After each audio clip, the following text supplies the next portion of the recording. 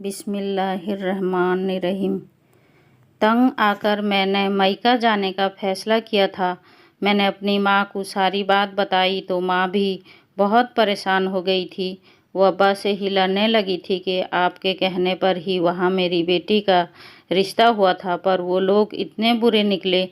इसकी औरतें तो फैशन में डूबी रहती हैं, जबकि न जाने मेरा दामाद इतना नेक दीनदार है कि अपनी बीवी को वक्त देने का इसे टाइम ही नहीं मिलता। मेरे अब्बा बहुत परेशान हो गए थे।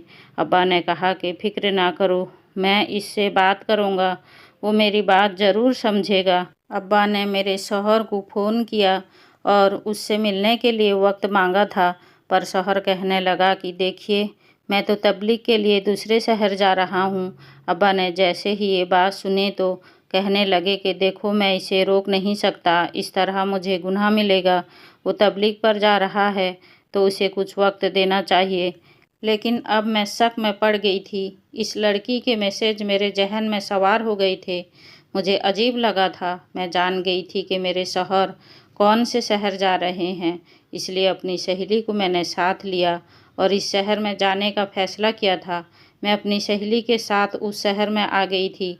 वहाँ की जितनी भी तबलीग जमात थी, मैंने उन सब से पता करवाया था, पर कहीं भी मेरे शौहर के नाम का कोई लड़का मौजूद नहीं था। ये देखकर मेरी रूह कांप गई थी। मुझसे अब और बर्दाश्त नहीं हो रहा था। मेरे पास मेरे शौहर की तस्वीर थी। मैंने इन सब को तस्वीर भी दिखाई थी और सब भी यही कह रहे थे कि इस इंसान को तो हम नहीं जानते। मेरी सहेली ने मुझे हौसला दिया था। अब मुझे भी ऐसा लग रहा था जैसे मुझे कोई बहुत बड़ा धोखा मिलने वाला है। मैंने अपनी सहेली को भी इस लड़की के बारे में बता दिया था। मेरी सहेली कहने लगी कि देखा, मैंने तुमसे कहा था ना, पर तुमने इस लड़की का नंबर नोट कर लेना था।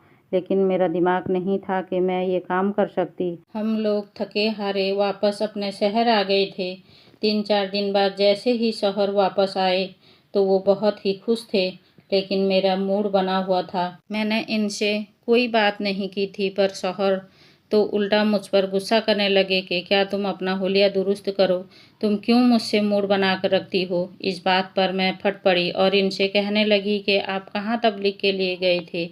जब उन्होंने इस शहर का नाम लिया, जब मैंने इनसे कह दिया कि मैं भी इस शहर में आपके पीछे गई थी और मैंने सारे तबलीग जमातों से आपका पता किया था, पर वहाँ तो कोई भी आपको नहीं जानता था।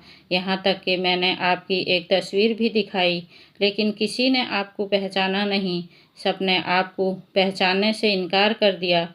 मेरे शौहर के तो चेहरे की हवाइयाँ उड़ गई थी, लेकिन वो अब उल्टा मुझ पर गुस्सा होने लगे कि तुम कितनी शकी मिजाज की औरत हो, तुमने मुझ पर शक किया है। तुम जानती हो, दिन में शक की कोई गुंजाइश नहीं। अगर तुम्हें मुझ पर इतना ही शक है तो तुम मुझे छोड़कर जा सकती हो। इनकी बातों पर मैं फूट फूट कर रोने लगी थी।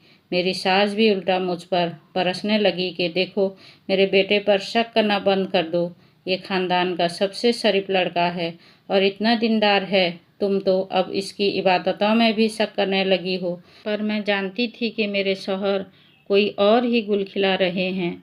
वो देखने में जितने इबादत गुजार लगते हैं, इनकी शक्ल से अब मुझे उतना ही घिन आती थी। मैंने एक रोज़ अपने शौहर से इस लड़की का भी जिक्र कर दिया था, जिसके मोबाइल से मैंने मैसेज देखे थे। शौहर तो बड़बड़ा गया था। कहने लगा कि देखो, हर रोज़ मुझे ये सारे मैसेज आते रहते हैं। वो लड़कियां मुझसे इस्लाम के बारे में तालीमात लेना चाहती हैं, लेकिन मेरे पास इतना वक्त नहीं होता, इसलिए मैं इन्हें मना कर देता हूँ। तभी वो लड़की मुझसे मिन्नतें कर रही थी कि मैं इसे इस्लाम के बारे में आगाह करूँ, लेकिन मैंने इसे इनकार कर दिया था। पर मैंने अपने शौहर की इन बातों पर यकीन ही नहीं किया था। दिन ऐसे ही गुजर रहे थे। मैंने फैसला कर लिया था कि मैं इससे अलग हो जाऊंगी। मैंने अपने शौहर को धमकी दी थी कि अगर आपने मुझे अपना राज नहीं बताया तो मैं आपसे अलग हो जाऊंगी। मेरा शौहर पछताने लगा था, कहने लगा था कि देखो, ऐसी बात मत करो। एक रोज़ मैंने अपने शौहर अपनी सास की सारी बातें सुन ली थी। वो बातें सुनकर मेरे तो पैरों तले ज़मीन निकल गई थी। मैं जान गई थी कि मेरे सास ने ही मेरे शौहर से कहकर हमारे घर रिश्ता भिजवाया था, क्योंकि मेरी सास जानती थी कि हम लोग बहुत ही अमीर हैं। इस लालच की वजह से उन्होंने मेरी शादी अपने बेटे से कर दी थी, पर वो जानती थी कि हम लोग दीनदार हैं, इसलिए ज़बरदस्ती मेरे शौहर को इतना नेक बनने को कहा था। ये सारी बातें सुनकर तो मेरे सर पर आसमान गिर गया था। मैं जान गई थी कि मेरा शौहर देखने में जैसा है वैसा बिल्कुल भी नहीं है, बल्कि वो तो दीनदार का ड्रामा रचा रहा है। एक रोज़ मैंने इसका पीछा किया था। वो अपनी गाड़ी पर कहीं जा रहा था।